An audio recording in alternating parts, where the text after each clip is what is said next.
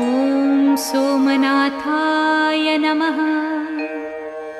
ॐ मल्लिकार्जुनाय नमः। ॐ महाकालेश्वराय नमः। ॐ ओंकारेश्वराय नमः। ॐ वैद्यनाथाय नमः।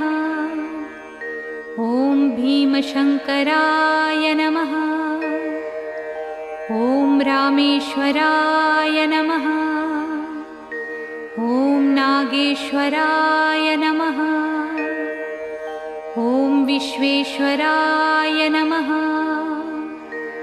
ॐ त्र्यंबकेश्वराय नमः। ॐ केदारेश्वराय नमः। ॐ भुस्मेश्वराय नमः।